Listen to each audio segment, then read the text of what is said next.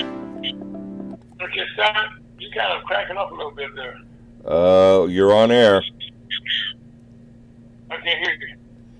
You're on air. Oh, okay, I'm sorry. Good afternoon, St. Louis, Little Rock, Arkansas, Detroit, Michigan, Newark, New Jersey, Yvonne, Texas, Ribbon, Missouri, Denver, Colorado, Richmond, Mississippi, Charlotte, North Carolina, Peoria, Illinois, Baltimore, Maryland, San Francisco, California, Selma, Alabama, Macon, Georgia, Baton Rouge, Louisiana, Cincinnati, Ohio, and Kansas City, Missouri, home of the enactments of the 2022 Kansas City Royals. Also, pretty soon, the Kansas Chiefs will start the football season. Welcome to the Missouri Latino Conference for July the 23rd, 2022. My name is Aaron Fowlkes, your host, and creator along with Elder Lyles. How you doing, Real? Fine. And how's the wife and the family? Fine. Everybody fine. That's all sound like one of the men. Scott, how you doing, sir? Too blessed to be distressed. Well, Scott, you're not going to get stressed no way. That's all I can tell you. Well, see, Scott, you enjoy life, and that's the thing about that, you know. And first of all, Scott, I want to, I'll talk a little bit later. I want to commend you. Something that you do that's a thing from the heart with your veterans and stuff. But anyway, you listen to Frequency USA HotTopics.com on a beautiful, beautiful surgery in St. Louis. I'm living in North County, St. Louis. Ray is in North St. Louis, and Scott is in Orland, Missouri. They'll show you we broadcast on FrequencyHotTopics.com. And without further ado, we will have prayer with Elder Lyles, pastor of One Park Baptist Church, located at 5547 Avenue, St. Louis, Missouri, 6120. Reverend Elder Lyles, the pastor of One Park Baptist Church, located in North St. Louis at 5547 Linden Avenue, and that's in the Bay neighborhood at 63120. Next word you hear, of course, you will not be mad. That be that of Elder Lyles, the pastor of the Walnut Park Bible Chapel Church. He's also the co-host of this program along with me and along with Scott. And this church is located at 5547 Avenue, St. Louis, Missouri, 6120. Elder Lyles, good afternoon, sir. How you doing? Let's bow our heads. Yes, sir. Heavenly Father, we continue to thank you for your wonderful gospel. How that Christ died for our sins, was buried, and rose again. I continue believing to the saving of the soul. It continues to make heaven your home before you sleep and after you sleep. We thank you, Lord, that we're seated in heavenly places in Christ Jesus. And our name is already written in the Lamb's Book of Life. Amen. And Heavenly Father, we ask you to bless the sick all over the universe. I don't have to specify. You know what to do, Heavenly Father. And Heavenly Father, bless it that the word go forth, the souls get saved before it's never too late. In Jesus' most precious name, amen. Amen, Real. That was a very powerful prayer, you know, and I know right now, and as you know right now, there's a lot of sickness in our land, you know, and prayer does work again. So what do you got for us this week, Real? I got you know they talk about theology. Oh yes. I talk about bibliology. Okay. Break that down. This bibliology is talking about what I'm going to read to you all. Read the first part of the bibliology is the 12th chapter of Genesis, verse 1, 2, 3. Okay. It said, now the Lord has said unto Abram, get thee out of thy country, and from thy kindred, and from thy father's house, unto a land that I will show thee, and I will make of thee a great nation, and I will bless thee, and make thy name great, and thou shalt be a blessing. And I will bless them that bless thee, and curse him that curseth thee. and in thee should all families of the earth be blessed. Now this is the gospel that was preached to Abraham by God. Verse 1, 2, 3, you got his death, burial, and resurrection. The number 3 is very important. It's speaking about God. God is the Trinity. Yes. Now I go to Genesis 14. And the revelation of God is El Elyon, the Most High God and possessor of heaven and earth. And the king of Sodom went out to meet him after his return from the slaughter of Cherodomla, and of the kings that were with him in the valley of Shade, which is the king's death. God is the one that plucks up and plucks down. And Melchizedek, king of Salem, brought forth bread and wine, and he was the priest of the Most High God. Let's talk about Jesus Christ and God. And he blessed him and said, "Blessed be Abram." See, God blessed Abraham. Abram, which God was talking, came to bless the Gentile regardless of what you think. Most people always say he come right out with Father Abraham. But he was a Gentile. And God is the God of the Gentile as well as the God of the Jews. Yes. And people don't want to accept that, but it's true. That's why Abraham wasn't in no church. Abraham believed God and was counted to him for righteousness. And that's the way we are today. As in the church of God, we Abraham's children because we believe the death, burial, resurrection of Jesus Christ. Mm-hmm. Blessed be Abram of the Most High God, possessor of heaven and earth. And blessed be the Most High God, which has delivered our enemies into thy hand. And he gave him tithes of all. And the king of Sodom said unto Abram, "Give me the person, and take the goods to thyself."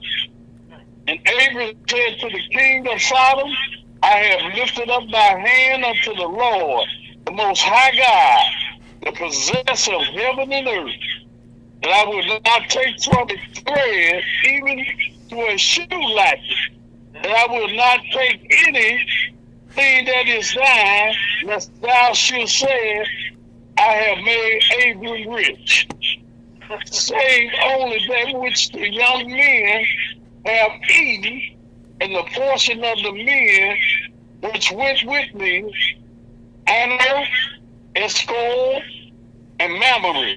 Let them take their portion." I'm going on up here to the New Testament. Well, no, not quite. I'm going to go to Isaiah the 11th chapter. Okay. And verse 4 through 9.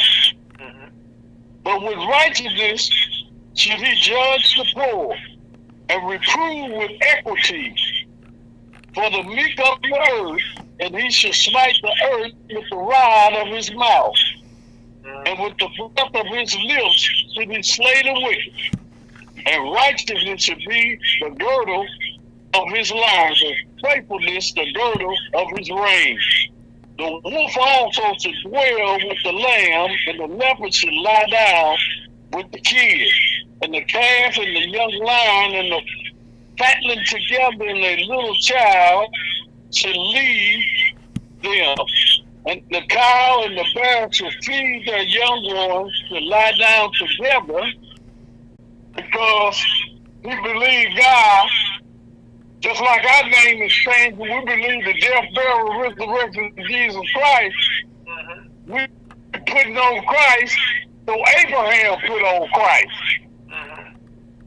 So Abraham, that's why we all Abraham's children, Jew or Gentile, is Abraham's children. And the bride is that God is saving the God is saving Gentile nations because he promised Abraham that he would save all his seed. When you read back here in Genesis 12. Right. Okay, now we go to Hebrew now. I just want to make that some people understand that Abraham, but I don't want them to be confused. Amen. Now we're in Hebrew, the 6th chapter. Okay. In the New Testament. Right, in the New Testament. Mm-hmm. And it's right back on Melchizedek. Okay. Verse, well, we're going to read the 5th chapter first. And then the 5th chapter says, our great high priest, the office of the high priest, for every high priest taken from among men is ordained for men and things pertaining to God, that he may offer both gifts and sacrifices for sins, who can have compassion on the ignorant and on them that are out of the way. For that he himself also is compassed with infirmity, and by reason hereof he as for the people, so also for himself who offer sin. And no man taking his honor unto himself, but he that is called of God, as was Aaron. Also Christ glorified not himself to be made a high priest, but that he said unto him, Thou art my son, today have I begotten thee. As he said also in another place, Thou art a priest forever after the order of Melchizedek, who in the days of his flesh, when he had offered up prayers and supplications with strong crying and tears unto him that was able to save him from death, and was heard, and that he feared. Though he were a son, yet learned he obedience by the things which he suffered. Being made perfect, he became the author of eternal salvation unto all them that obey him, called of God, and high priest after the order of Melchizedek, of whom we have many things to say, and hard to be uttered, seeing ye are dull of hearing. For when, for the time ye are to be teachers, ye have need that one teach you again, which be the first principles of the oracles of God, and are become such as have need of milk, and not of strong meat. For everyone that uses milk is unskillful in the word of righteousness, for he is a babe. But strong men belong to them that are of full age, even those who by reason of use have their senses exercised to discern both good and evil. Now the 6th chapter in verse 20. Whether the forerunner is for us enter, even Jesus made a high priest forever after the order of Melchizedek. And you know Abraham was the first forerunner of God. Right. And John the Baptist was the next one. Mm-hmm. Now, God is omnipresent. Mm-hmm. Omnipresent means he's in all places at all times. Mm-hmm. He's omnipotent, is having virtually unlimited power. Mm-hmm.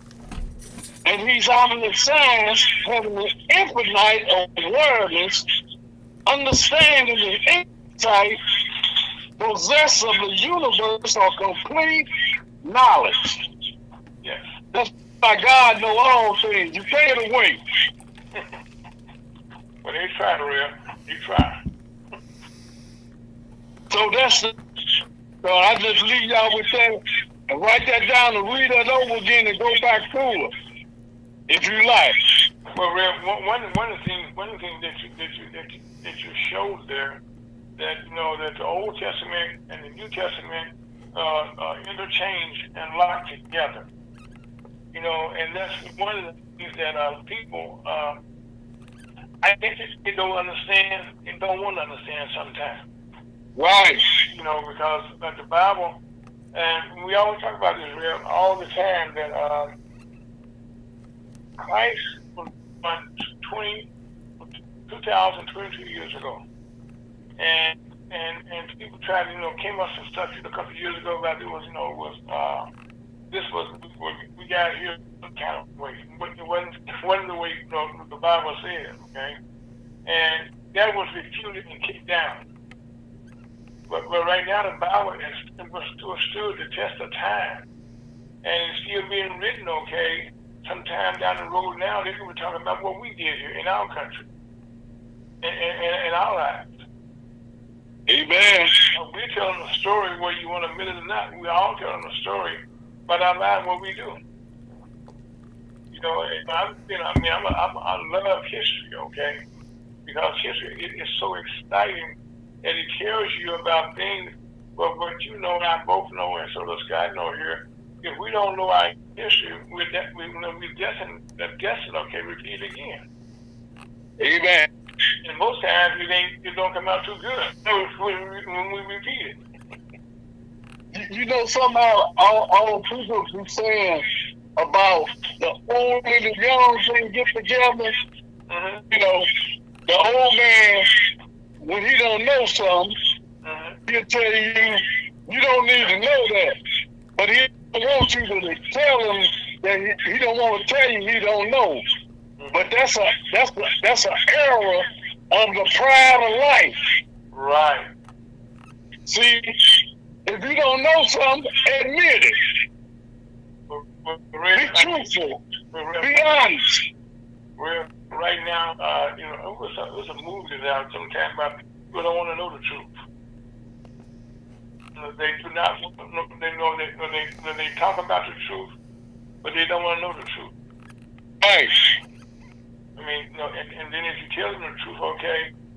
And nowadays, it's virtually impossible for somebody to say, not have the truth. Because when we were kids, they had encyclopedias. Like, they still got them today, don't get me wrong. But right now, everybody needs cell phone. They got all this bit they want. They just have to Google it, ask some different apps they got, okay, can give you whatever you want to ask for. And you know what I think about Google hours? Yes, sir. Just like their computers. They don't want you to be able to think for yourself. Right. See, these children today, that's why they so wild and crazy, because they don't know how to think. All they know how to do is put it on and play with this computer and the automation. Yeah. And that's the beast. Well, Rev, they go to Mr. Bubbles, the mailman is gone, okay? Rev, I tell you, our listeners all the time know who Mr. Bubbles is, and you can always tell when the mailman comes by when we on the air. Yep. So, what I was saying, Rev, one of the things, okay, the Bible said this, what you just said there, okay, the young men and the old men do not want to come together, but see, now they can come together, but they don't know. Go do some research. Amen. Go do your homework. Amen. I was in school, I was taking drafting and stuff, and those days, they didn't want you to have a calculator in class. Nowadays, they didn't know a calculator. And that makes you lazy. Amen. And sometimes when I talk to a lot of young people out here in the street, and they have some very highly intelligent questions they be asking. Oh, yes. But what I do, I tell them, I say, you used to this right here, which is dealing with intelligence and wisdom. I said, but what I'm telling you, what the Bible said. That's why you got to read the Bible. Yes. It's important to read the Bible because the newspaper lie. magazines lie. Mm-hmm. But the Bible can't lie because it's the mouth of God. Yes. Yes. Yes. Yes. Rev, on that note, we're going to take a small break. Your name is Aaron, folks. That's Rev. That's Scott. This is Ferguson. You miss your hottopic.com. I'll take it out of here. Amen.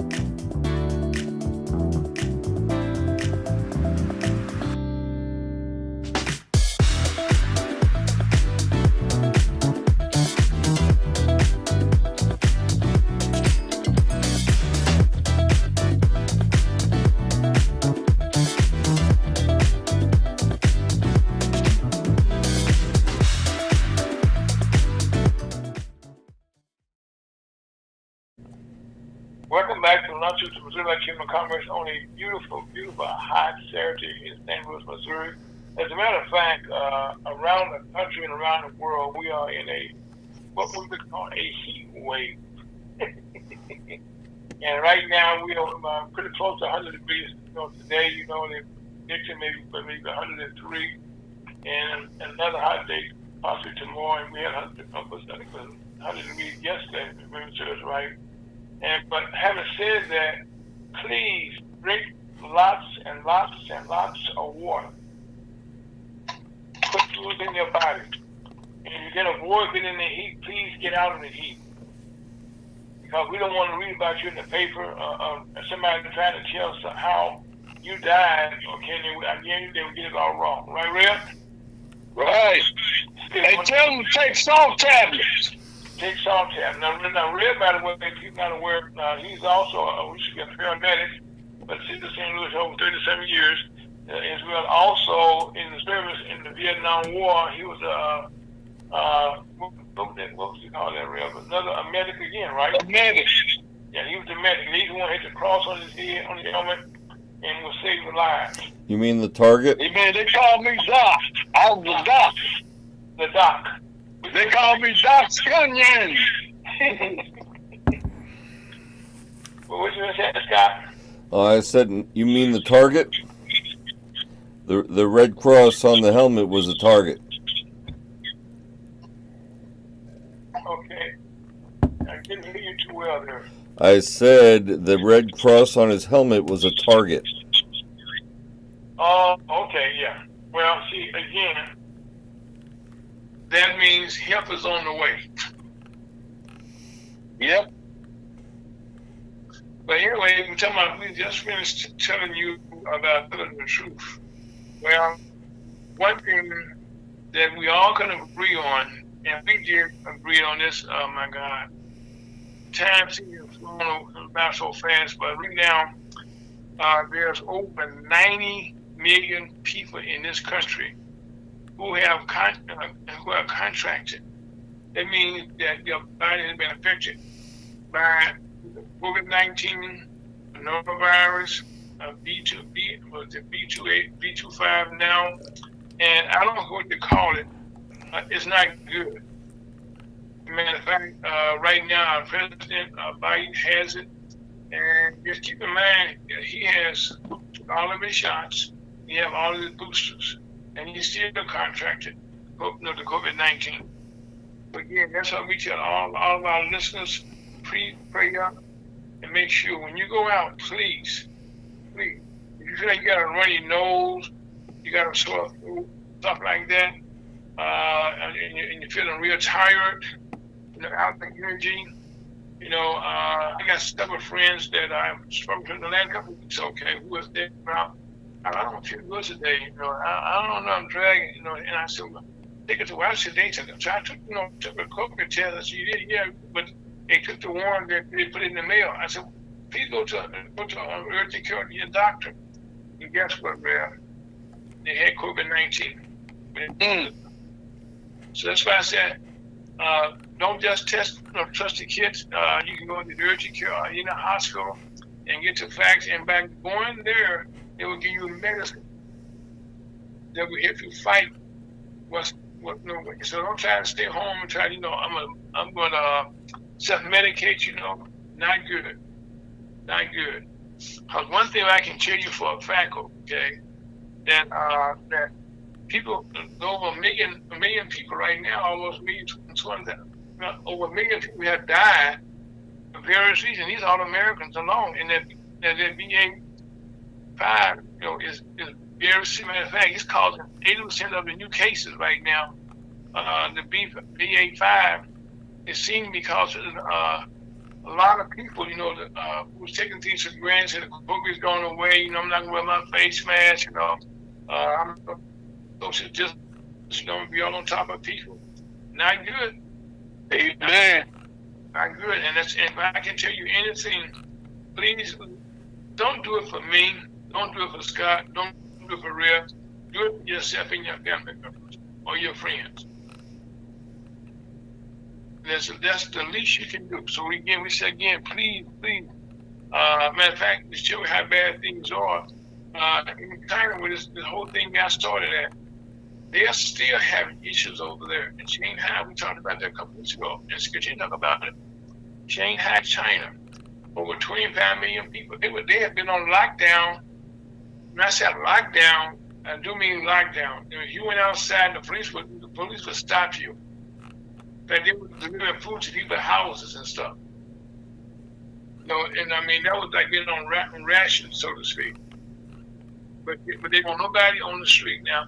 I say this again because China is having the factories, were shut down, the restaurants were shut down.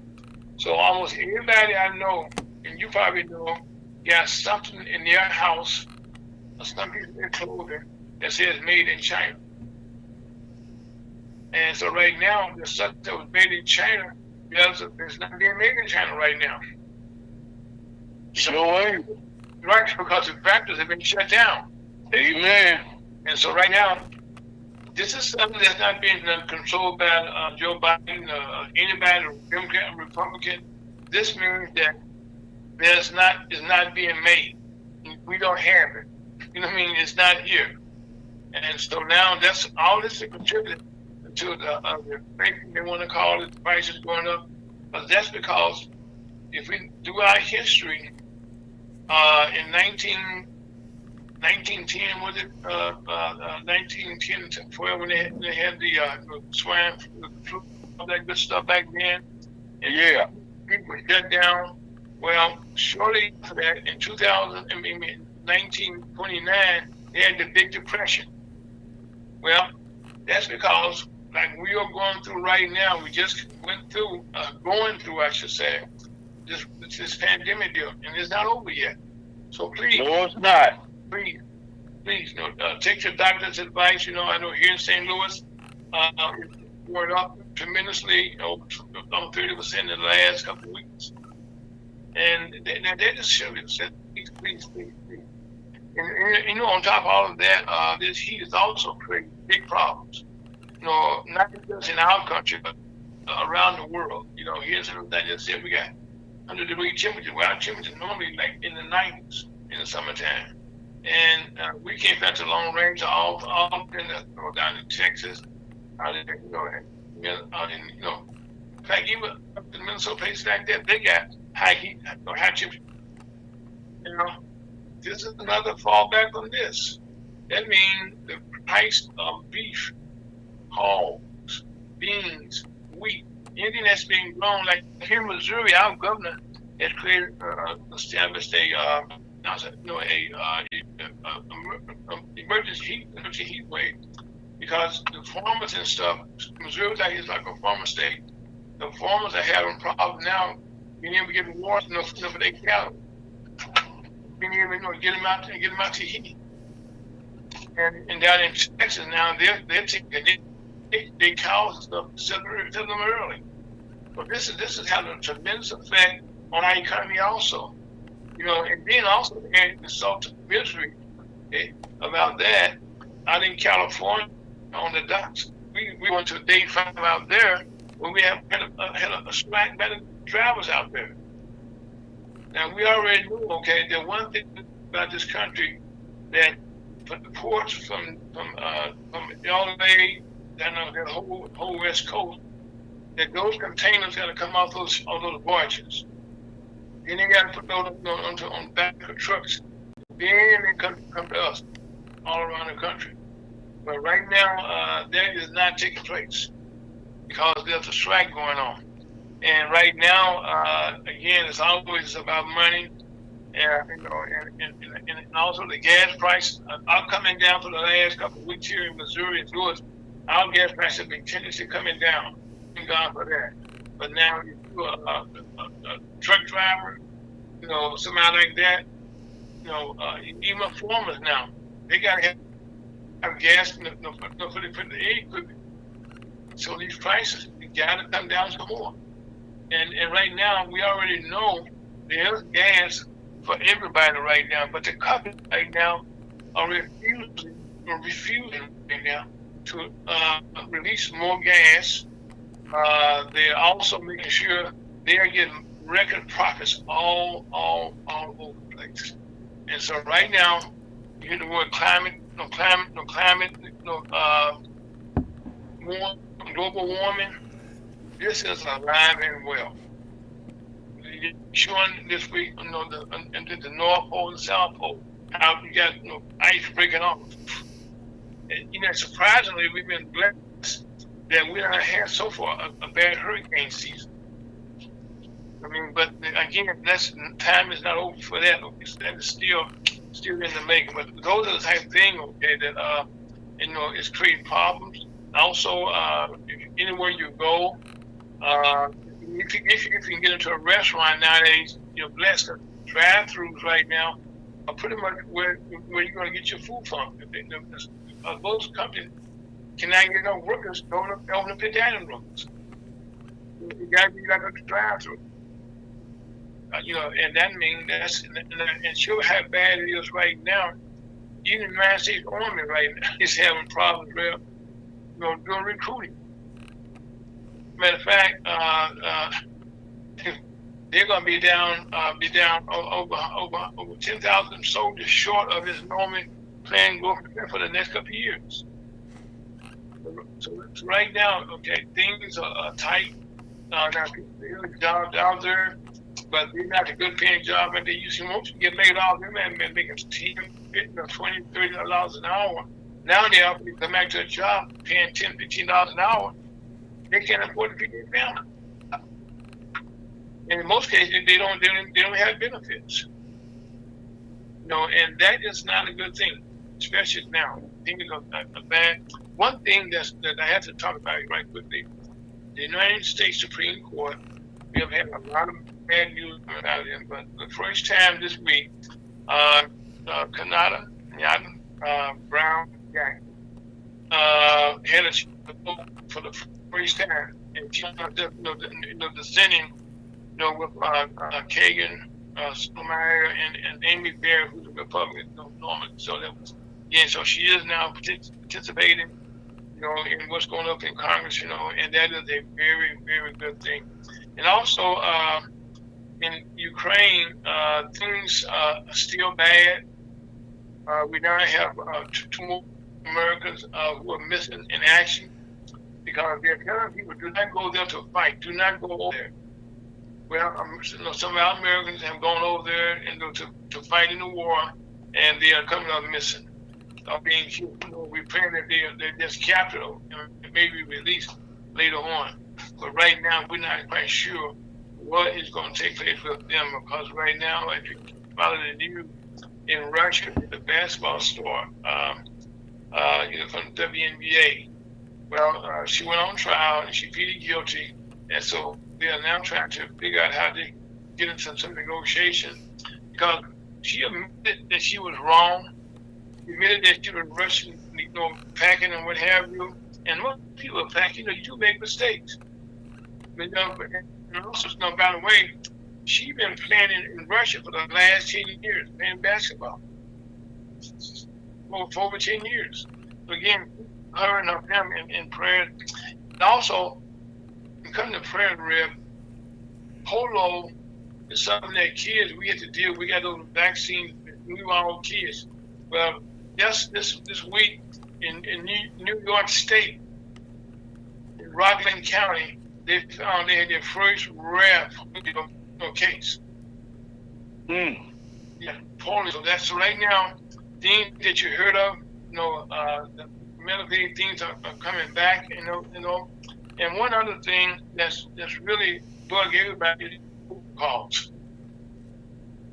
Reb, Scott, I know you all have had robocalls. In fact, they're selling you this and selling you that. You block one number, they call on another number. Yeah. The FCC is finally kind of cutting down on that. Finally, I should say, because most of these phones, you can detect, who calling you. They call from different numbers in different parts of the country. Sometimes you think of somebody in your own city, they're using local numbers now. And but again, especially if you're up in age like I am, they're calling you sometimes to your health insurance. But the big thing now is they're finding the calls are coming from, trying to sell people extended care on the automobiles. But again, those are the type of calls you're going to continue to get. And so right now the FTC is cracking down on how it's going to take. Though something a lot of people don't know yet, because it only started last week, is the new suicide prevention number. Oh yeah, Scott, please. That is so important. One thing, PTSD, or what you want to call it, so much is going on. That prevention, that number, I think is 988. I'm right, Scott? It's the new one is 988. It's a 3-digit number. It replaces the old 11-digit number, and it is 988. So you can call there. There's a counselor all the time there, and they will talk you through. Scott, you gotta tell it one more time. You know the rule. Well, I think you said it a couple times, and I said it a couple times, but I'll do it. I'll do it.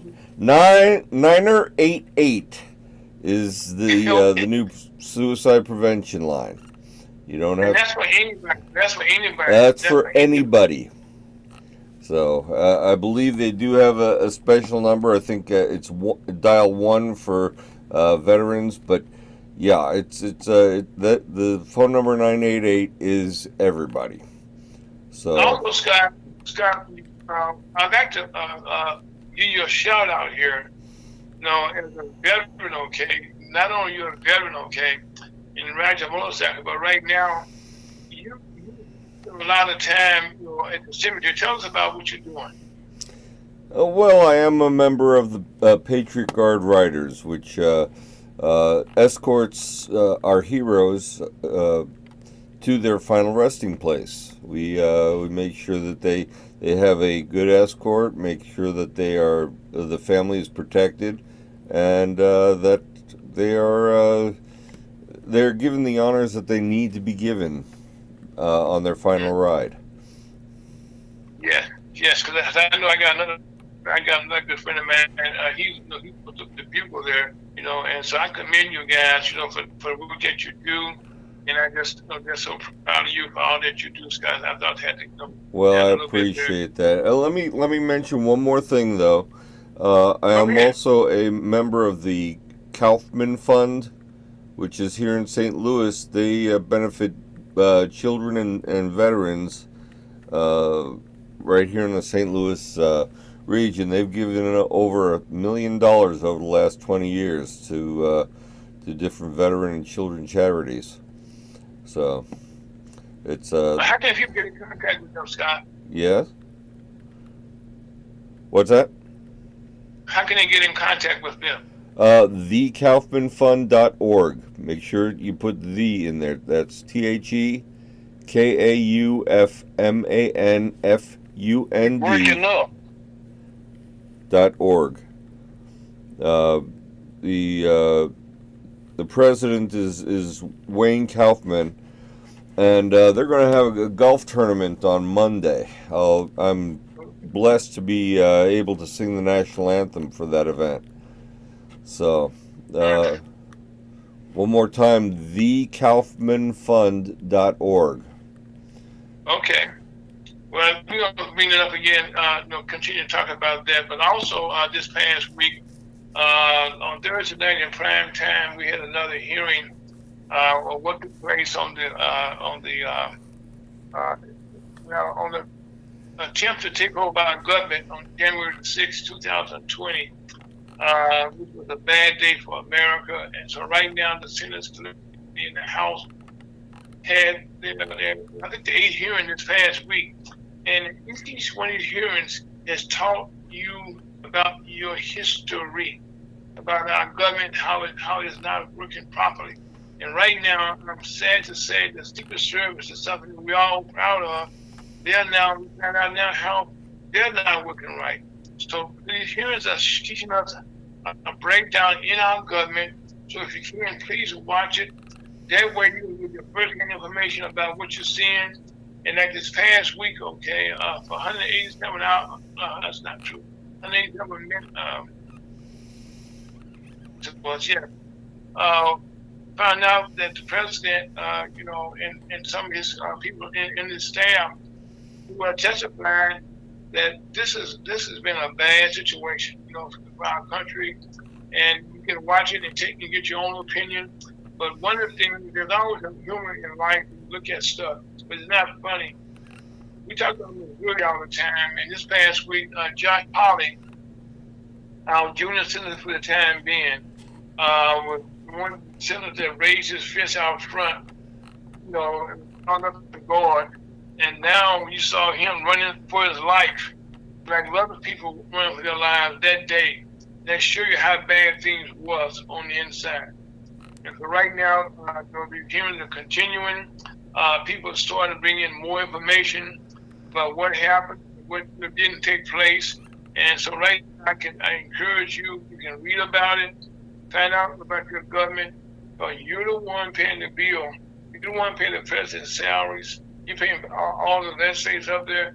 You are paying all these salaries. So you need to be finding out what you are paying for. Because right now, it's not going to make you too happy, but that's how history is. It's not always happy what you're going to take place.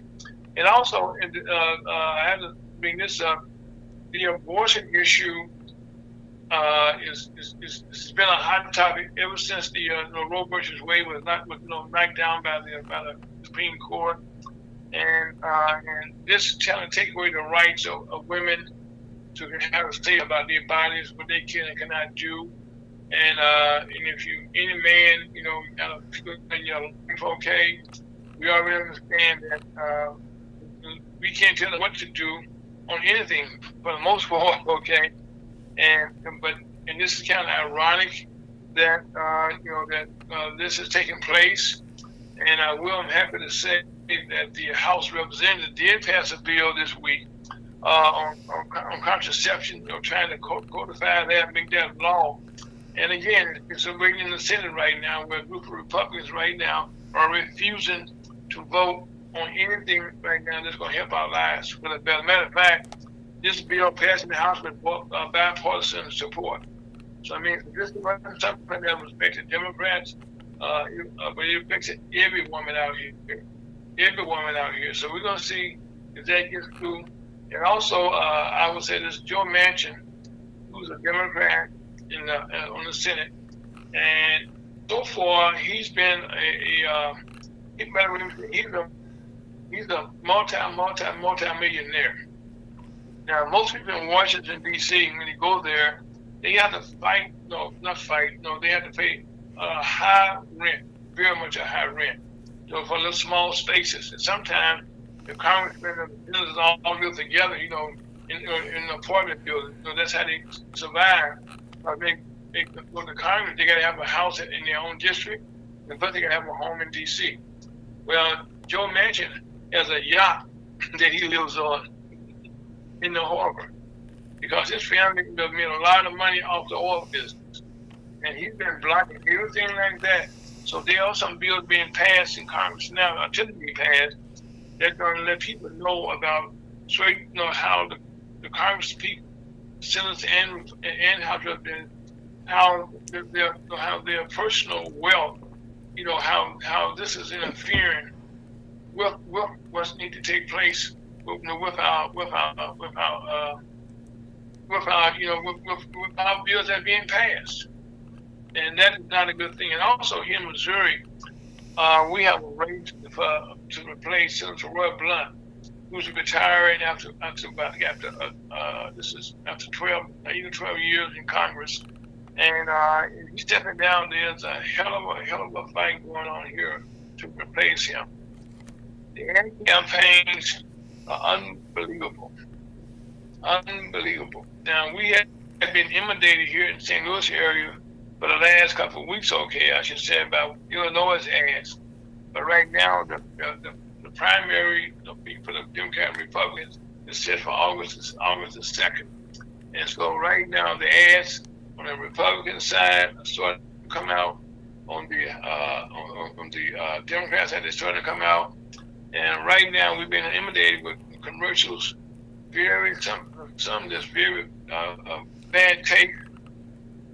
Matter of fact, Senator Biden, their ads running against him every day, a couple times a day, back to back. And now, and believe it or not, these ads are being run against his opponents. Right now, namely John Danforth. Is asking people right now to support a gentleman by the name of John Woods as an independent candidate. Now, this is the same John Danforth, and I worked with him in his campaign years ago, so I can disagree. He brought us Clarence Thomas. He also brought us Josh Hawley also, And so now that's going for another candidate that he's supporting. I'm not sure how that would go. But I mean, how you vote, but that'd be Leary, and he's in a campaign race with our Attorney General, who's filed so many lawsuits in the last couple of years. So anything that moved, he's found on all the schools. Right now, the attack ads are out there running against him. He ran some against his opponents and stuff, and probably one of the nastiest ones that I've seen so far is on the for the Senate on the Democratic side, where Mr. Lutz, who's the candidate from the Kansas City area, is running an ad against Ms. Bush, Valentine's, who's running for the United States Senate. She's a former nurse. She's a billionaire family, and he's running ads about the Ku Klux. Well, they got the Ku Klux ads with the federal property here in St. Louis, and and she was, her family was part of that, like most billionaires were, Bush family, and so that ad is running, and it's kind of bad tasteful, and sometimes these ads backfire in a person's face when they're doing these things, and so right now that is in very, very, very bad taste. So right now, those ads are running in this again. Right now, if you're in the St. Louis area, especially here in St. Louis County, you can go through. You got polling places open up early from now all the way to election day. So you can go in and vote early, and actually call your polling places and find out where you can vote at. And I encourage you, please, you can't complain about nothing that's going on if you don't vote. That's your right that nobody can take away from you, but you can take away from yourself by not voting. And so that's going to be taking place on August the 2nd. And also, there are a lot of other primaries As a matter of fact, in the St. Louis area, we have several aldermen, including the Board of Aldermen president, that resigned from the shadow of, of taking money, taking bribes. And one of those seats is up for that gentleman, Mr. Muhammad. He is up for his seat, I should say, is on the ballot in August second races. So you can vote for him also. And also a heated race going up of President of the Board of Aldermen for Lewis Reed's seat. That's high potential race. It's just not getting started.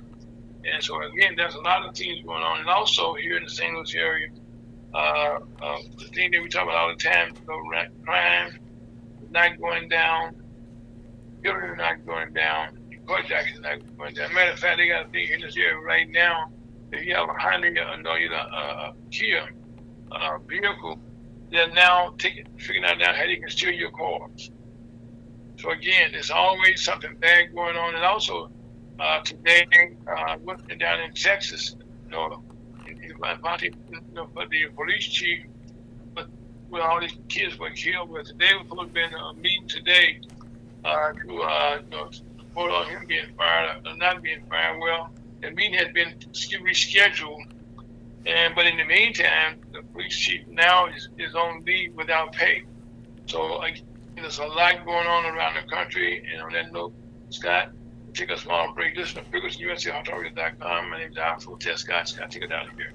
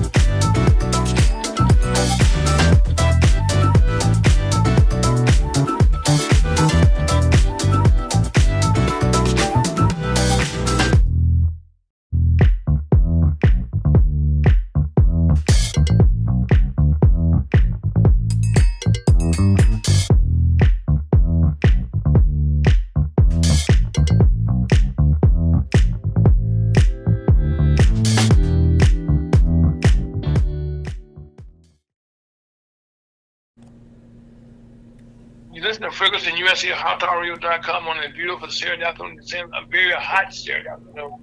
My name is Aaron Fowlkes, and lunch is about Team Converse. We're happy to have as our guest today. I just was talking about the Senate race here in the state of Missouri, and we have a young lady, Miss Coffee Wright, who's running for that race. Coffee, how you doing today? I'm great. Thank you so much for having me. Oh, it's been a lot going on. You know, it's hot outside, as everybody knows, but this Senate race, we must continue this campaign trail. Yes. So right now, you in a protest today. Where are you located right now? Yeah, we're out in St. Charles County in St. Peters. Actually, the area is called Cottleville, and we're protesting because one of my opponents is already in Senator Ted Cruz, and they're you know, it's a mess. But lady got hit, unfortunately, and police were out there. They had the paddy wagon ready to lock some people up. But we have to stand up. We have to continue to stand up, family, because this is ridiculous. They're actually the Republicans are trying to just overthrow the government, really, in my opinion, because what they're trying to do is change the whole Constitution to their favor. And so this election is important. Very important, family. Okay, now let me ask you a question, Ms. Wright. Do you have a number on the ballot right now? How does that work? Yeah, well, I'm number 3 on the ballot, and the ballot order is just, you know, a random thing, but you would find me quick, you know, and easy. I'm right there, the third person on the ballot. And again, my name is Carla Coffee Wright. For those of you I haven't met, I ran 2018, came in second place in the Democratic ballot. Charlie beat Claire out, and Claire beat me out. But now I'm hoping to come in first place. And I just need everyone's support because, I've been out here for decades fighting for the missing, the homeless, our senior citizens. I've been fighting for just any type of injustice. And now, family, we're fighting for our voters' rights. Our voters' rights stay here. We gotta get rid of the filibuster, family. We have to get the George Floyd bill passed, and because that is what will protect our voters' rights. And it's so many bills that are just sitting on the shelf that we have to put on the table. But I'm gonna tell you, there's 100 United States senators and not one black woman sitting at the table. So I'm asking everyone to please elect me, Carla Coffee Wright, as Missouri's first black United States senator, as well as to fill that hole, that missing spot. Senator Blunt is no longer running. I would like to take his seat and put a black woman at the table. Everybody hollering about diversity and inclusion. They're hollering about equal rights for all.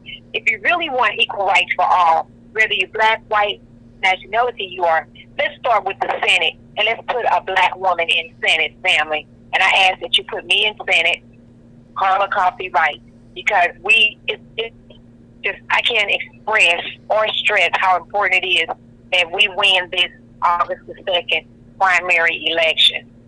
And also, for people out of the world, okay, a lot of our rights right now are being taken away from us. And in the Senate, to get a bill passed, you need to have at least 50 people in. Right now, we got a Senator, Joe Manchin, who's not voting for our rights right now. So we need to get enough senators in there who are Democrats who can vote for things that people want to have. Absolutely. To stop the filibuster, we need actually 60.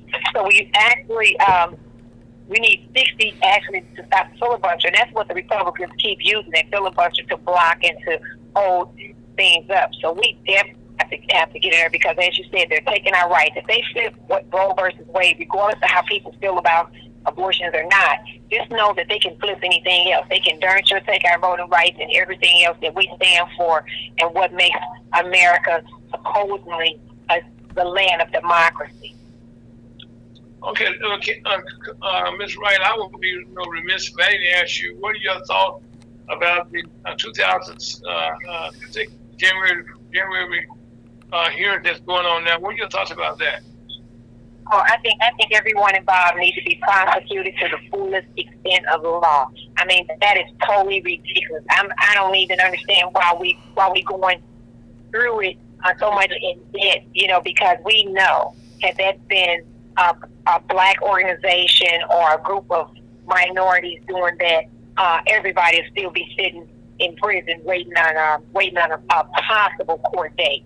And so they are going beyond the call of duty to give these people more than a fair chance to prove that they don't deserve to go to prison when all of them need to go, in my opinion. Well, right now, I think, it's exposing how our government is being mismanaged. Absolutely. Absolutely. And it's showing the world that the people that are not racist, the people that are not, or think they don't have a preference, is showing them what the majority of us been seeing and knew and experienced all along. When that president, that ex-president that we have, and I don't even want to call his name, when he got in office, and he really made a lot of people chest swell and think that, hey, they don't have to follow rules, they can do whatever they want.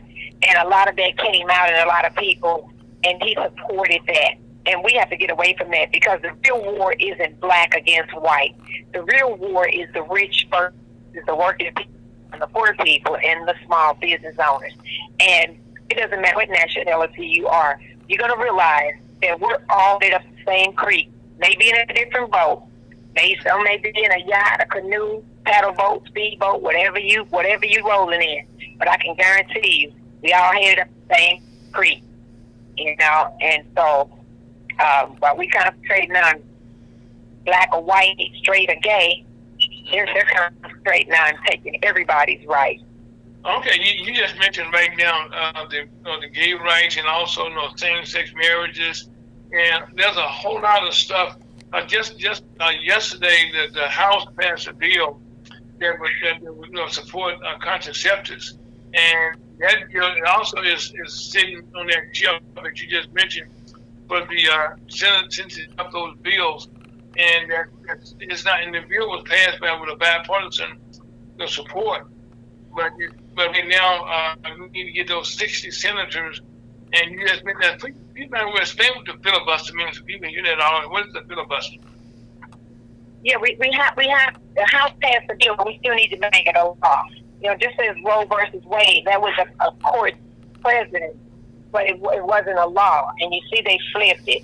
So you know, it's hard for me to get excited, jump up, and kick my ankles together. You know, we're headed in the right direction. But again, we need more control of the Senate. We have to, family. And that's why I cannot stress how important it is that we must take this seat on August the 2nd. And we have perpetrators out here. You only hear about the two white, they saying they're naming two people, a white male and a white female, because they have millions of dollars. Again, we are sick and tired of the ones with millions of dollars making a decision, being elected in Senate. We don't need millionaires have millionaire problems, okay? They got rich people problems. Poor people, working people got working people problems, okay? We don't need millionaires because they don't know our fight. They don't know our struggle. So we have to get the right people in office. Otherwise, we're going to still end up in the same situation after August the 2nd if we elect the ones that we only hear them speaking of, you know? And that's one of the main problems. That is the main problem because... Yeah, absolutely. And so that's all we hear about. And then they've been exposed. The top, so-called top runner white male, which is they saying Coons, and I hate to even mention names, he doesn't even live in Missouri. He owns a house, $1 million home in D.C. And part of his contract, even though his staff is saying, oh, he's been living here for 2 years, you ain't fought no battles with us. You ain't stood up with us. Where have you been? Because I got receipts. I got pictures and videos. Where have you been? You haven't been out here fighting with us. And if you have been here for 2 years, but I don't believe it because if you read his contract with his refi of his house in D.C., his $1.8 million home, it clearly states that that must be your primary residence. Mm-hmm. That house during a certain duration of that loan, and that time has not expired. So he does not live in Missouri. Otherwise, he's lying on his loan and he defrauded his loan. And then secondly, we have the KK Queen that's been exposed, and they're battling each other because they're the ones with the millions of dollars. And so she's been exposed. Trudy Bush, who hate Jewish people, who hate gay people, who hate black people. So how are we going to have these type of people in office representing Missouri? That's not a good look for Missouri. That's not a good look for the whole United States. So again, they're the ones you see the face on television, but it's 11 candidates on that ballot, but we only hear about 2. So I want to make sure they hear about me. And my name is Coffee Wright, for those of you I have not met. My name is Carl Coffee Wright, and I appreciate your vote on Tuesday, August the 2nd. And I can be reached at 314-461-8187, or go to my website, coffeewrightUSSenate.com. And write it spelled WRIGHT for those who I haven't met. Well, we have a rule here. You got to repeat the telephone number 3 times. So you got 2 more times to get that number out. 314-461-8187. 314-461-8187. CoffeeWrightUSSenate.com. Okay, now, Ms. Wright, you got some endorsement from Kansas City because you live in Kansas City area. When you've been in Kansas City, so how's that going over there? Oh, it's awesome. Kansas City showing so much love. The Kansas City Call newspaper, which is a huge, I think the largest black newspaper, definitely in Kansas City, and they endorsed me. They had 31 total candidates to select from, and they selected me. So that says a lot, and I appreciate them so much. I cannot stop thanking them for that. Kansas City, I appreciate you. You know, Kansas City got the same problems as St. Louis. I've been back and forth to Kansas City about 13 times this year. And matter of fact, I'm on my way back as we speak. I've been to the grocery store to grab me some food to eat on the road. Just left the protest, as I told you, the rally. And I'm still out of St. Peter's, headed down to KC. Been to Sykeston, been to Charleston, been to the Boot Hill, and just all over. Of course, Columbia, Jefferson City have not missed a beat because everyone matters, from the rural areas to the big cities. We all matter, family. Right. Matter of fact, okay, I know when your campaign, advisor, Mr. Lancaster, another good friend of mine now, I know he's with you also. He's definitely right here on my side. You know, we do it together. We out here balancing, checking each other. You know, making sure that we get the job done. Well, also people are aware, Mr. Lancaster and I have history. When I was a much younger man, I was a general manager of a radio station, KBUY, back in the day, so to speak. And he interviewed me back then, and that was a long time ago. We both now have gray hair, okay? But also, man, I like to give a shout out to the Progressive Emporium Bookstore also, which he's one of the principals in that also. That's a black bookstore here in St. Louis, over on Ferry Avenue. That Mr. Lancaster and a lot of my friends, could be found there also. Absolutely, Johnson Lancaster. He's my campaign advisor, and I'm excited to have him aboard along with Zaki Baruti, President General of the UAPO, Universal African People Organization. And we just have a strong team in St. Louis. We have a strong campaign team in Kansas City. We have Minister Angela Thompson and a strong down there, D.C. Marshall and so forth. And then we have a strong crew. We have Timothy Peoples out of Columbia that takes care of Columbia and J City. So we have three separate strong teams working in 3 different cities. And let me ask you a question, Ms. Wright. What about down in Haytown? How's that? Oh man, hey, you know what?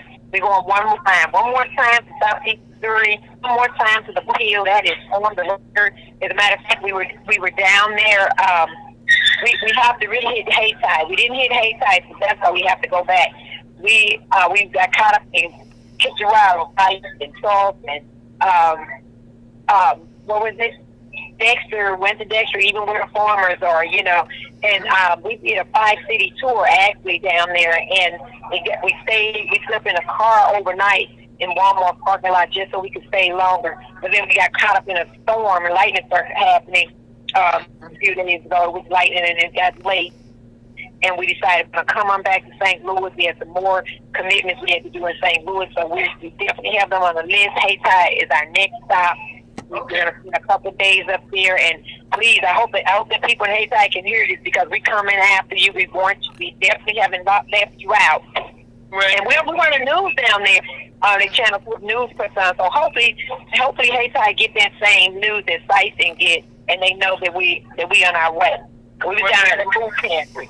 When Haytide, Missouri, okay, I have a good relationship with the mayor of Haytide Heights, and also with people down there, so I can possibly make some calls, to help you get a good reception there. Oh, please, can you do that? I appreciate it. We'd love to meet the mayor and whoever we can meet. And if there's any events going on down there, we would love to come.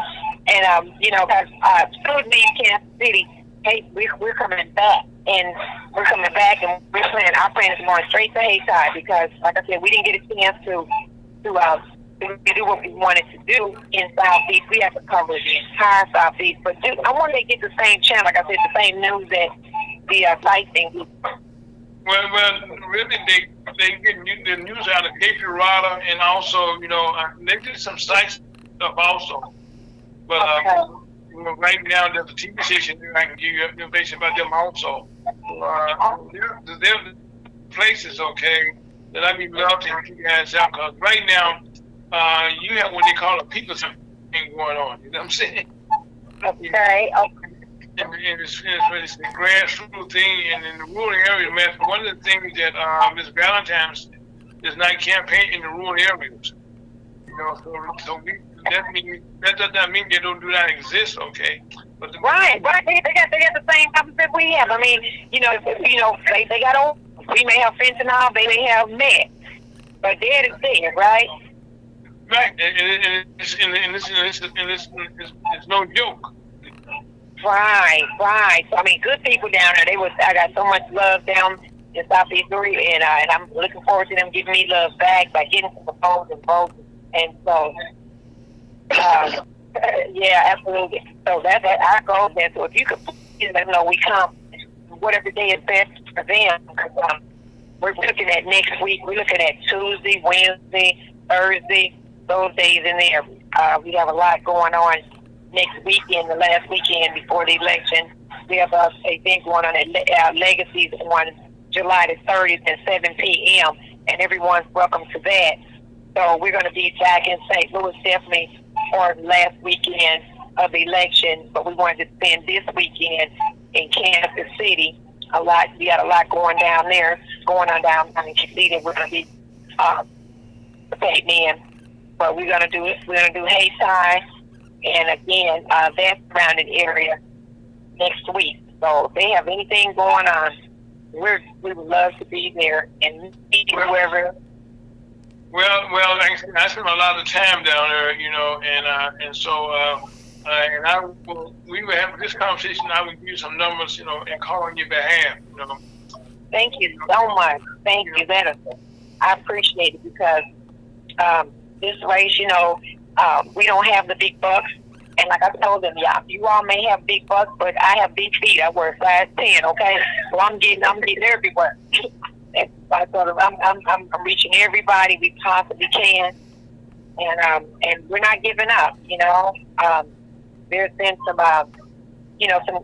people supporting being paid off, and it hurt my heart to see, especially our own brothers and sisters taking money to support. I looked at the campaign donation, and I see Trudy Bushton paid the NAACP, Don Bowman, paid them $3,000 because all your campaign information is open to the public. She paid him $3,000 to be her, and he's her personal advisor, campaign advisor. I mean, how do you do that when we got 6 black people in the race? You tell me not one of us are worthy of the NAACP endorsement, not one of us out of 6 black people, and you have 100 United States senators and not one black woman. So we got 21 white women already up there. So 22 white women going to make a difference. She's going to be the savior for the poor people and the working people. She's a white billionaire.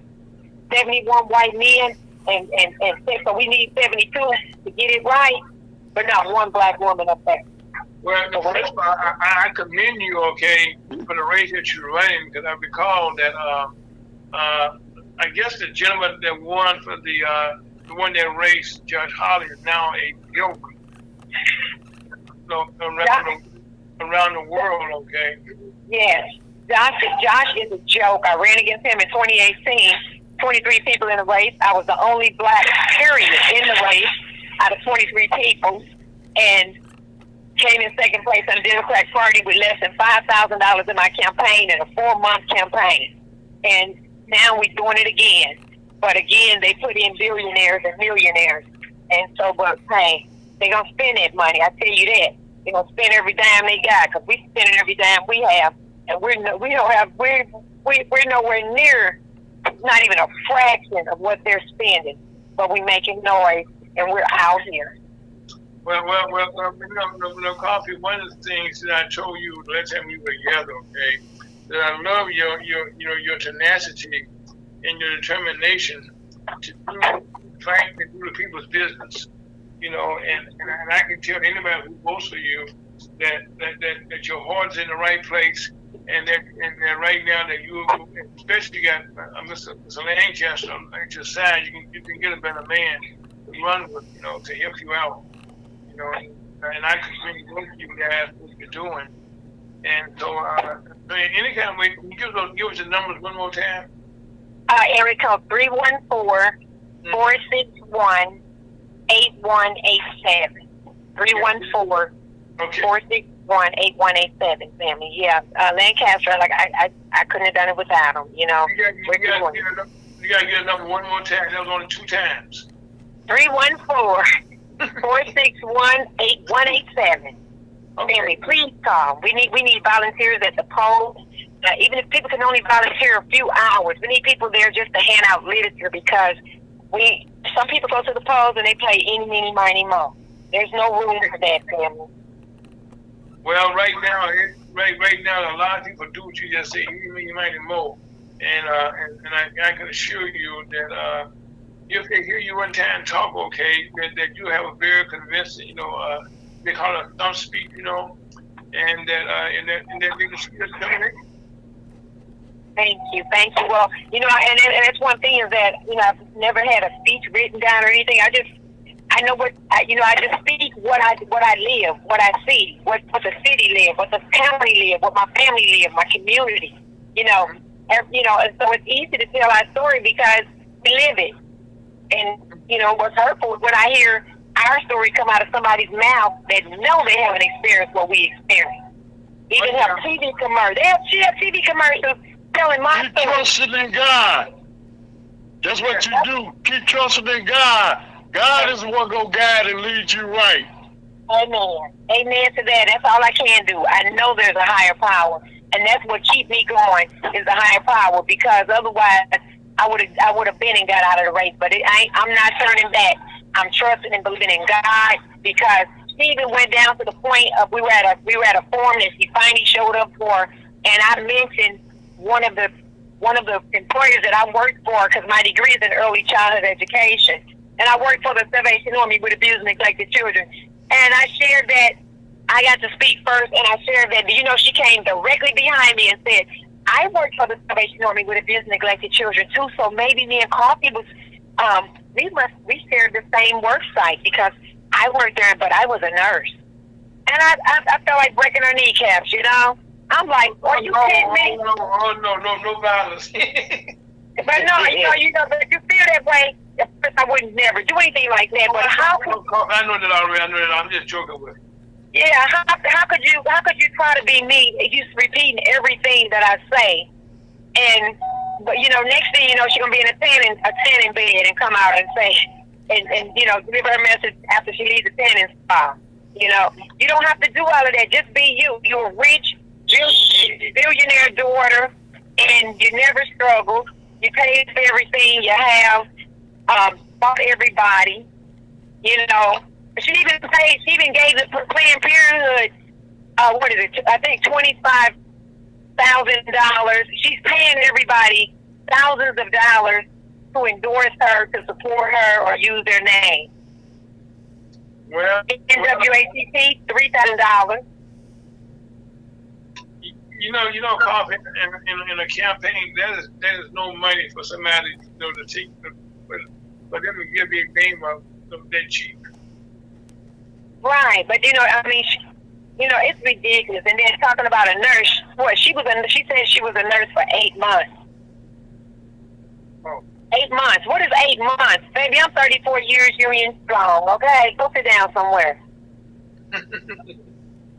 Well, one thing, okay, I'm a proud union member. I've been all my life, working. And I'm happy to say that I think you take it to the people.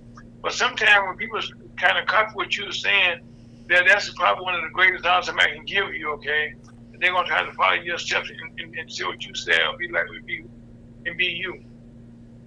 Thank you. You know what? Thank you. I appreciate you reminding me of that, because I guess that's the greatest version of a compliment is someone trying to imitate. But she can imitate, but she can't duplicate. Thank you very much.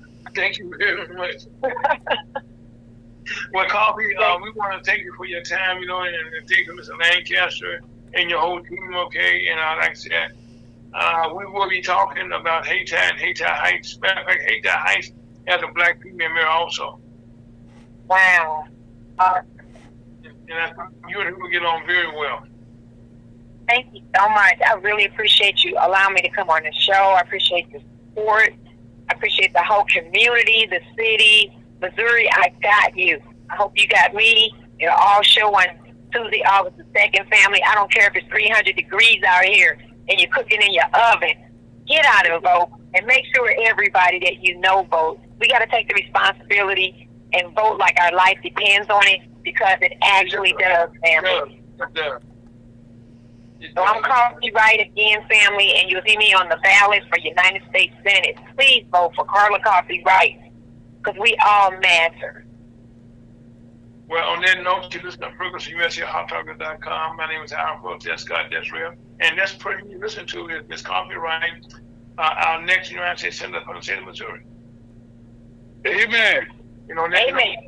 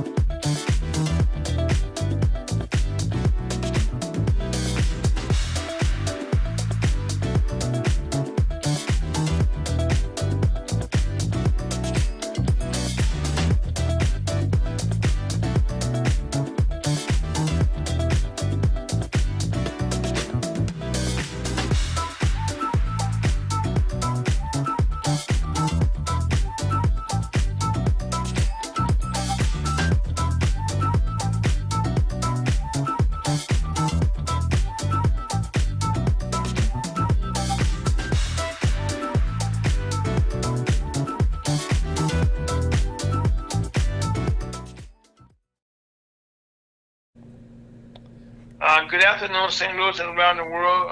Welcome to lunch with Missouri Team of Commerce. As we said, we got a jam-packed show. And today we have another one of our guests that was with us early in the year. One of the things that turning TV on, listening to the radio, you're constantly hearing about violence against black young men. And Mr. King, his name is Mr. Bob King, and has a son that was taken away from us. Mr. King, welcome back to the show. Hi, thank you. I appreciate you having me back on, Mr. Ira. I appreciate it. Well, like I said, we said we were going to bring you back because we want to keep abreast of what's going on. So right now, if you so can you give us an update on what took place and how we got here? Yeah, well, the update is not good. I have yet to have any agency take advantage and go and charge this gentleman that murdered my son. I guess it's because of the area. It's just I've had the FBI look into it. We've had Crawford County look into it. Mr. King, why don't we go back to the date when your son? Let's take us back there, okay, and so people can understand what we're talking about. Absolutely. Well, on November 3rd, I got a phone call. My son was shot, murdered by Eric Barber in Crawford County. It was his neighbor. Mr. Barber was in his house earlier that morning and working together to, find a neighbor's dog. Eric Barber was in my son's house earlier that day, and he had planned a murder. He had actually rearranged his video cameras on his house. It's the same gentleman that installed video cameras on my son's house. And he literally planned this. This was an execution, a plan. And he, shot him 3 times outside. My son had on pajama bottoms, no shirt, no shoes. And the last thing that my son said to this gentleman is, "I thought we were friends." And the neighbors, all of his neighbors saw this happen. And despite testimonies from neighbors of this fact, they still saw fit not to press any charges against Eric Barber. This is in Crawford County, an area that's known to be racially insensitive to African Americans. My son lived there because his daughter lived just a few miles down the road in Missouri. And so we have marched on the courthouse. We've actually caravaned from the place of the murder to the courthouse multiple times, and it's still nothing that's being done. So I told my attorney earlier this week that I will not stop until we find justice. Justice for African Americans is still difficult in 2022. Well, Mr. King, let me ask you this question, okay? If he's not aware, in Crawford County, how far is that from St. Louis? It's about 80 miles. It's west on Highway 44. About 80 miles from St. Louis. I've known the area for quite a while. I've sold home improvement in that area, and I've seen racial resistance. And you have the Klan highly populated in that area, and it's to this day, it's insensitive to Black America. It's really a tragedy. I don't understand. We live in 2022, but you look around and you see what's going on around the world. We have to continue to stand. If we don't keep making a voice, this is never going to change. So what I'm asking the population, the city, the churches, the organizations like yours is to help me keep a voice and keep a light on this issue. We will not, like I said many months ago, we will not go quietly in the night with the situation. We have to have justice.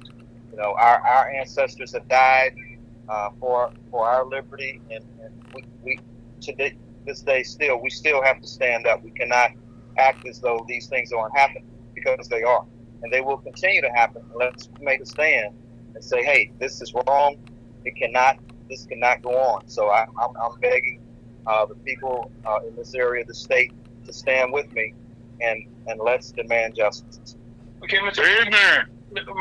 King, one of the things, okay, that you just described, how many times, I hate to bring this up for you, okay, well, if our listeners, whoever wasn't with us, when we did the show a couple of months ago, your son had came out the house. He was called out the house by this gentleman who lured him out the house. Am I right? Absolutely. Absolutely. And when he came out, he was shot multiple times. Am I right? That is true. Absolutely. Now, in Crawford County, just to set the stage for people to understand, the police chief and of the county, I should say there, I guess definitely the sheriff, I should say down there, he is somewhat connected to the family in a way there also. Am I right? Yes, sir. The prosecuting attorney was actually this gentleman's guardian ad litem when he actually went through his divorce. The same gentleman that shot my son pulled a gun on his wife and threatened to murder the wife and the child. But despite the fact that that happened, this gentleman still got custody of his daughter by the same gentleman that was the prosecutor. At that point, he was a guardian ad litem. And so, these guys are all connected. That we found connection to the Klan, but nobody wants to talk about that. You know, and I don't have a problem saying it. I mean, it is what it is, and these people, they congregate in an area. They don't want you in their area, and not only do they not want you in the area, if they can find a chance to take your life, they will. And this area has been known for that for many, many years, and it continues to this day. We have to stand. There shouldn't be any area in this state that a black man or a black woman or their family shouldn't be able to go and feel comfortable raising their family. That was what my son was doing. He was down there raising his daughter. Mr. King, but people not aware, Missouri is one of the top 5, top 3, I should say, in Ku Klux Klan activities. In counties. Right. In Clark counties out there like number 2 or 3. So now, having said that, the gentleman that we're talking about, not only had you threatened the lady you just mentioned, he had threatened other people in the community. Am I right? Yes. I mean, just a few years prior to this, the same gentleman pulled a gun on one of his neighbors. This guy was a white guy. Threatened him, and so my question is, why after this guy did this, and he's been on Facebook saying he wanted to murder somebody, he wanted to drop, unload a mag in somebody. All this stuff is found on Facebook. But even though this evidence was there, this gentleman has done this before. He's still, I don't even see why he's able to have a gun after doing this in the state of Missouri. And I don't understand why he was allowed to continue to live in this community. So I want to hold everybody responsible. I want to hold the people that own the property. If this happened before, why this gentleman was still there, allowed to live in this community, unchecked. And after it happened, the sheriff actually took this gentleman, escorted him from his residence to his father's house, brought his weapons out. Didn't confiscate him, but no, he brought his weapon. They assisted this gentleman to move safely from his place of residence to his father's house because he lived right across the street from my son.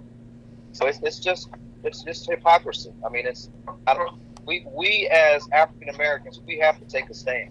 If we don't, we will be in bondage for many generations. So I'm asking the people to let's take a stand. Let's say this has to stop, and we need to be vocal. And I appreciate you guys for allowing me to have this platform to speak. I am still upset. I've aged 20 plus years, and no one should have to have their child taken away from them like that. Now I look at my granddaughter in her eyes, and she doesn't have a father. And she's aged probably 10 years. Just because she's missing that connection, that father-daughter connection, that it's no longer there.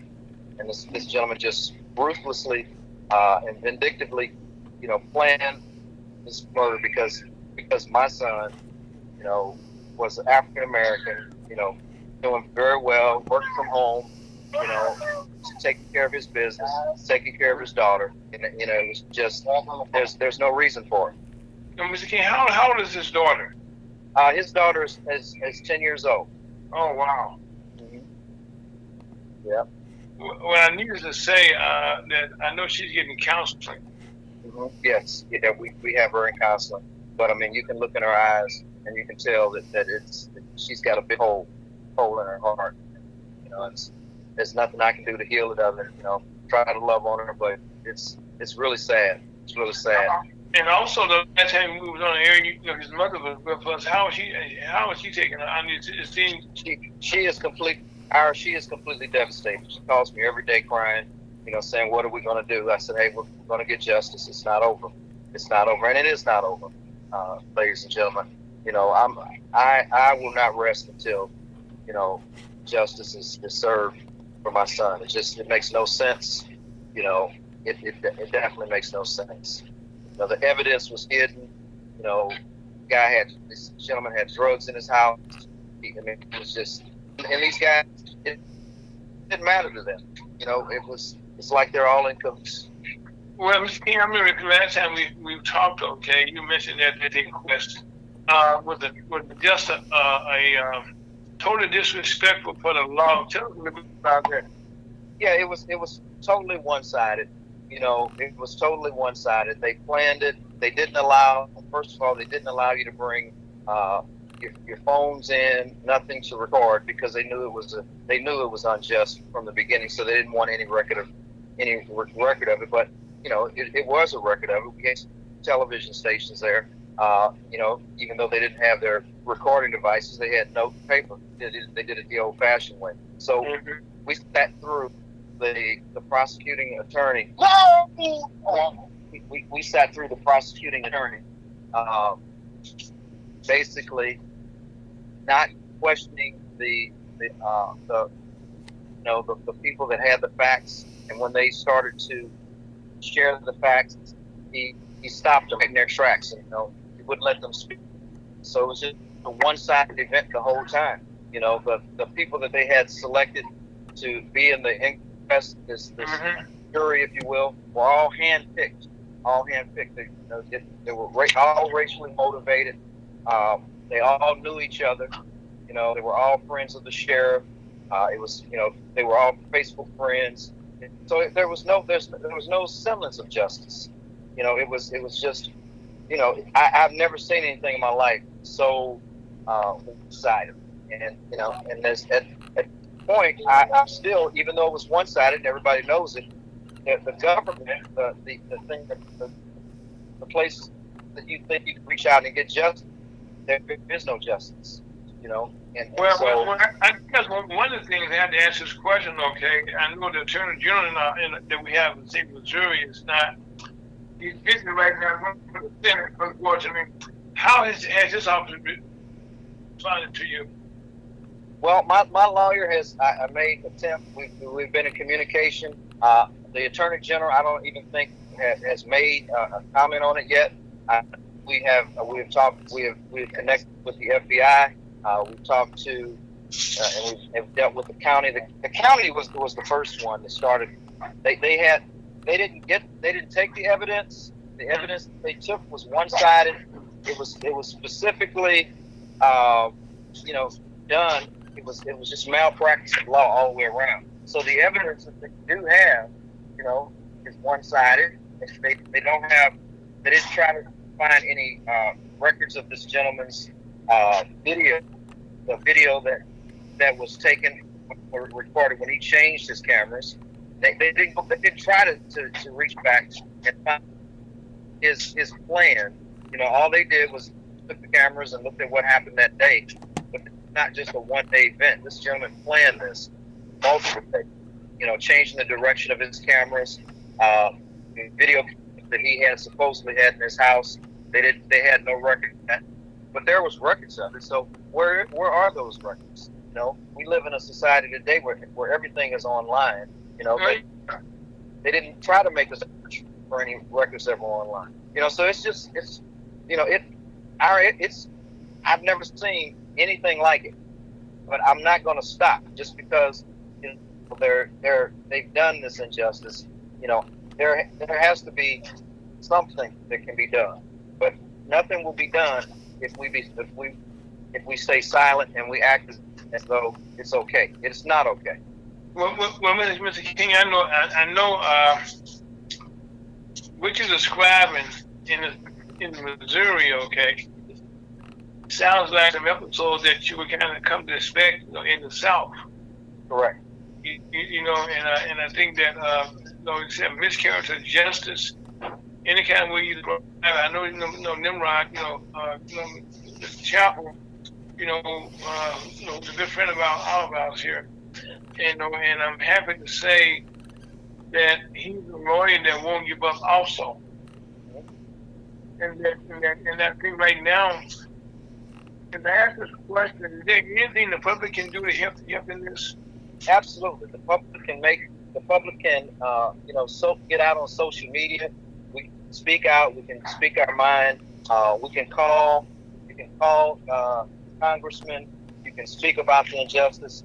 Every letter that you write, every comment that you make on social media, every post that you can make on social media, every time we can get on the radio and we can speak about the injustices happening to our children, we have to take advantage of it.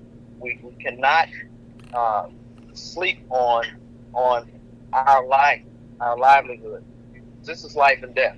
You can literally, you're not able to walk outside of your own residence and be safe.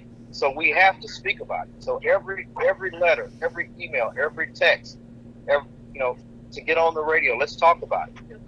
I want to hear what you have to say, what you think about it. And if this happened to your loved ones, you need to speak about it. We can't be quiet, act like this is okay, because it's not. Yeah, well, and we know it's not okay.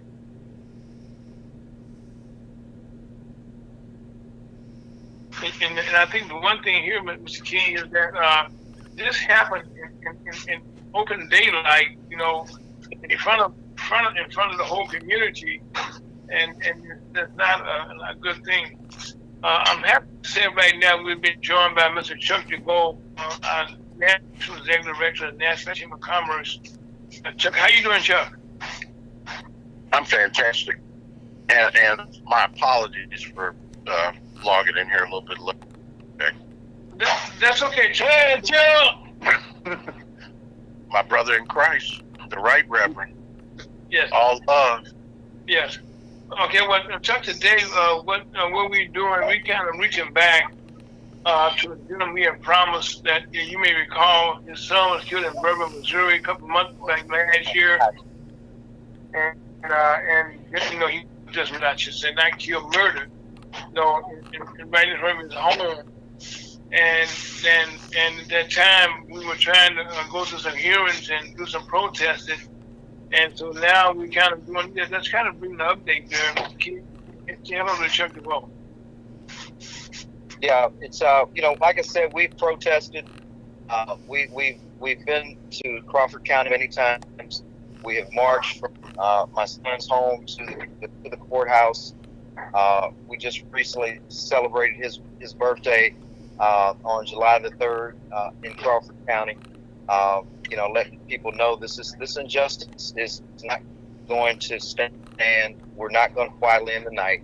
And we're just asking people to stand with us, be vocal and vigilant, and just demanding justice. We deserve. We have the right to live, our lives out. We don't deserve to be, murdered on in front of our homes, and to watch our children be murdered. It's. I would never imagine, growing up as a young man in 2022 that this would happen to my son, but it did, and we have to let the world know that we're not going to accept this. We're going to do, we're going to stay within the law, but we are going to do everything within the law to let the world know this is not right. Mr. King, before we let you go, give us a number that people want to get in contact. How can they do that? Yes, you can contact me. My direct phone line is 314-326-2283. You can text me. You can call me. But definitely. With King, you do it 2 more times. We do it 3 times here. Yes, sir. Yes, sir. The phone number is 314-326-2283. Again, that's 314-326-2283. And I'm asking you to definitely any and everything we can do.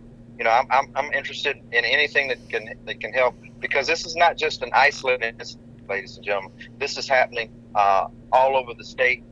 A lot of people aren't vocal about it, but I challenge you to be vocal. Stand up. Stand up with me. I will stand up with you, with yours. We have to, as a community, stand up, because if we don't, this is going to continue to happen. Well, Mr. King, we want to thank you and say this is the continue. I will be getting back with you later on today, okay? All right. I appreciate you, sir. No problem. Love you. Life is good. Please be safe. All right. You as well. Okay. Mr. Chuck DeBow, how you doing, sir, today? I'm blessed. I'm very thankful and humble and grateful that we have fortitude and wherewithal to continue on our mission, to have the brotherhood and fraternity that we have with all of our listeners, and as well as the Missouri Black Chamber. Okay.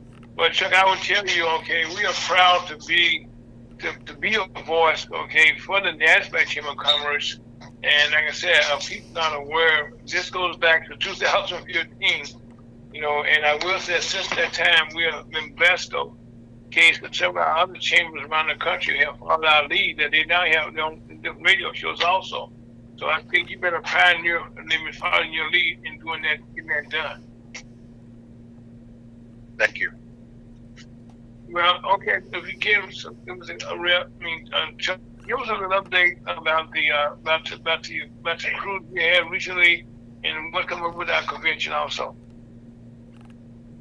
The cruise was a resounding success, and we were pleased to have 300 top businesses attend what was really probably one of the most dynamic, intensive networking sessions that I've ever seen.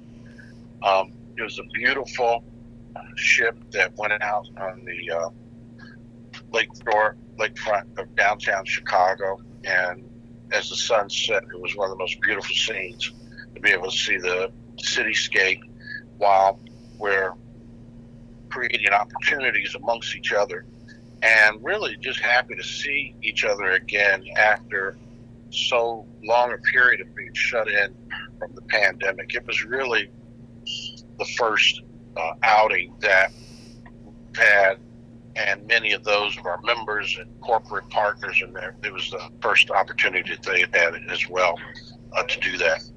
And it turned out to be very fruitful, but most importantly, it really invigorated the anticipation of our upcoming conference, which is August 16th, 17th, and 18th in Peoria, Illinois. And we're encouraging everyone to come and check it out. And also, I know I want to commend our chairman right now, Mr. Larry Ivory, for him and his staff, Lord Mike, and his wife, and the Kenyatta, and all of this team, okay, that made this a success. Absolutely. Now, also, Chuck, before we go any further here, I know you have a son yourself, okay? And just on a personal note, how did that make you feel? As we talk about Mr. King losing his son as a father, how did that make you feel? Makes you feel terrible.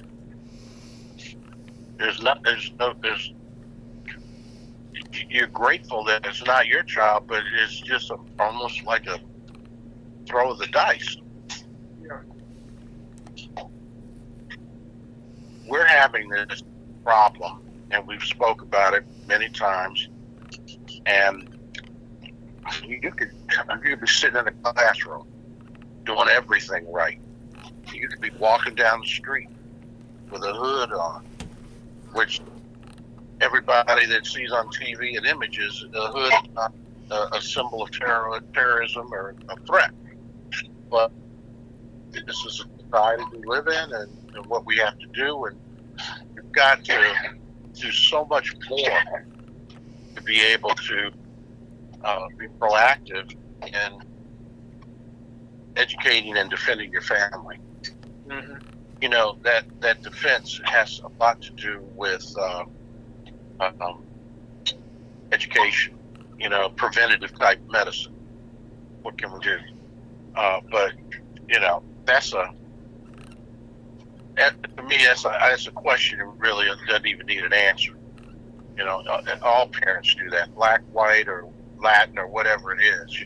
We still have feeling for the things and the images we see of how some people are treated or mistreated. And again, it's going to take us right back to the George Floyd, maybe I'll call it a syndrome of the incident that mm-hmm. puts systemic racism or the imbalance of our society in the forefront of everybody's eyes and images and where we are from it. And if we're not careful, it's just going to default right back into whatever it was before that. Okay, well, so right now, as as we come, as I can say we come out of the pandemic, but as we kind of shift a little bit to see where we are in trying to help our business owners around the country. And you just mentioned about the success of the cruise that was networking there, and there were things that were being done, to create new business opportunities, for our members and stuff, and stuff like that. You must have been feeling very uplifted, okay, to see your efforts come to fruition or something like that.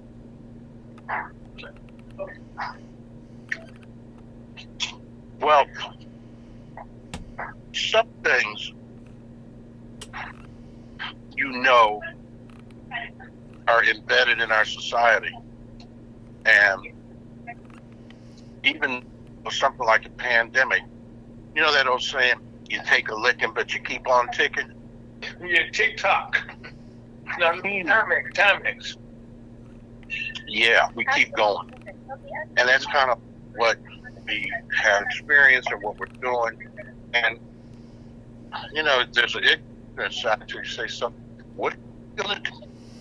You stick your head in. You can jump off a building, or you can just buckle up and say whatever they're throwing at me, whatever it is. God doesn't put anything on you that doesn't make you stronger. There are those that have survived it. Oh, we're that much more confident. Fear is the absence of knowledge. Mm-hmm. You fear things you don't know. You fear things you don't understand. And you fear it in the dark, and then the light turns on, and you go, oh, I can see it now. I'm no longer fearful. Well, that's what society is. That's what our business is doing. That's who we are right now. Yeah, I'm happy to report that here in Missouri, a lot of our members have expressed just what you said about having fear about the system itself. Okay, that we're trying to include ourselves because it's not being inclusive, and that we have to fight an uphill battle, and we know that. But on with that, okay, we're still pressing on because we know that our people deserve an equal opportunity to make a dollar, to feed our families, and also to be to run it own your own business. Say that again, Irie. I said a lot of our members here in Missouri, as I talked to them this past week, a couple of weeks I should say, they're determined, and they're fighting fear, and that's probably one of my jobs that I do. A lot of times you got to console them, and let them know that they're not by themselves, and that this is an uphill battle, and then we all going to survive together. That's the only way. That's what we're working on, though. We're working on having some dialogue about mental health, the mental health of entrepreneurs. We'll have more on that. I have a program that's in the lab. We're developing. We have some government contracting initiatives. We have some agricultural related global pieces. We got a lot of things happening, and we're going to encourage everyone to stay in touch. And certainly, with the Missouri Black Chamber, we're going to bring some of these programs directly to you, as always, and give you that opportunity to embrace them and offer them to your members and constituents.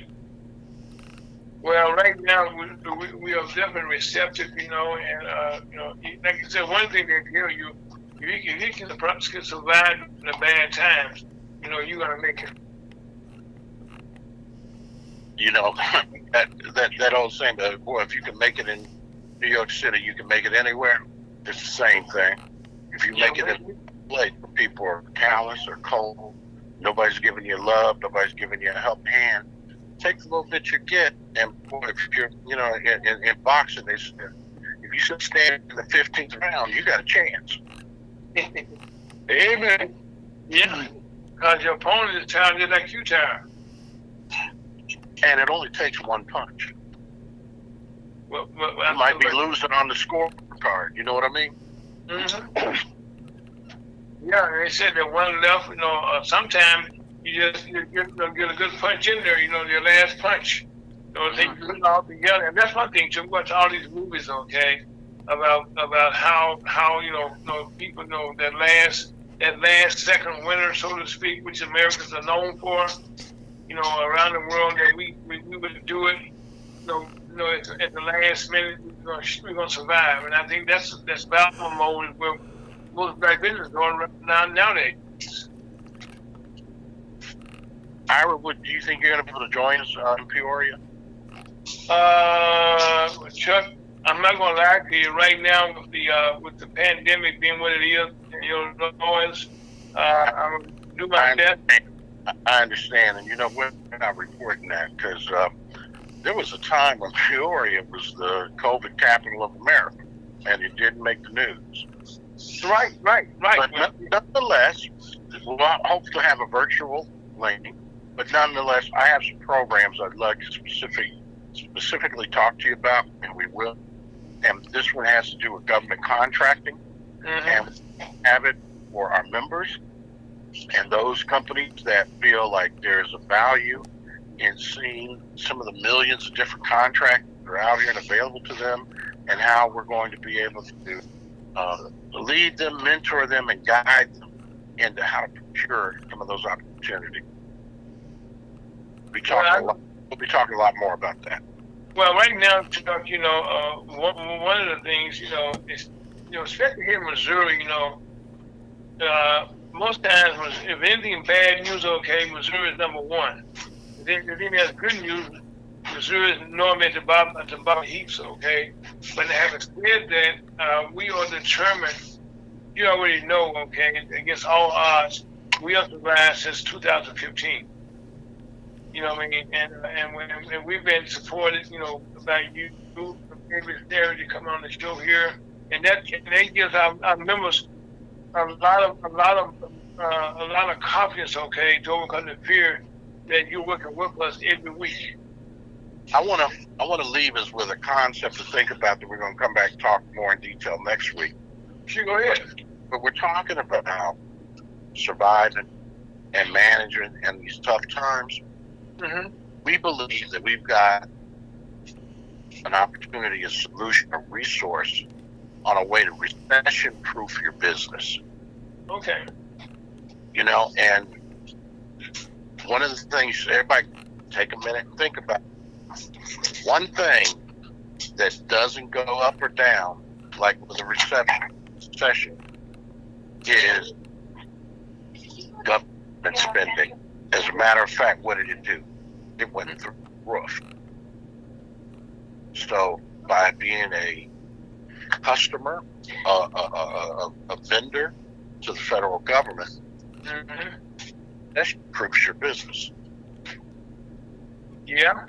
That's the thought. I know we're out of time for today, but I want to give you that thought. We'll talk about it more about how to do it, and anybody that wants to recession-proof your business, just lend us an ear, and we'll be all ready to bring you in with the family as we go first class, right to the top of the class. Well, one of the things you asked me about the conference, but right now, things are done virtually so much nowadays, okay, that there's always, there's a will to way. And I know we have some of the best technology people that's out there, so we know we figure out how I could some. Amen. Amen. Amen. We don't just throw in the towel, okay? We're gonna fight to the last second, okay? Yes, sir. But Justin, right now, it's not like your voice is a little tired, so I'm not going to strain it anymore. So, but thank you for taking time today to get in there and thank you for the words of pearls of wisdom, okay? That's Mr. Chuck DeBow, Executive Director of the National Chamber of Commerce, and we have a conference coming up in Peoria, Illinois in August 16th through 18th. Am I right, Chuck? Correct. Okay, so you can, and we also did had a successful cruise in Chicago, which is our pre-cruise, which is something we're going to try to put into our chambers every year. And to our agenda, and I want to thank you again for your leadership, okay, through the bad times, okay. I mean, through the bad times, okay, and we thank you for all that you do and continue to do. My name is Aaron, folks, and that's Chuck, that's Scott, that's Real, and on that note, this is London, Missouri Chamber of Commerce. Thank you for joining on a beautiful Saturday. Hope you wherever you are, wear your mask and please stay cool. Love you and life's good. Talk to you next week.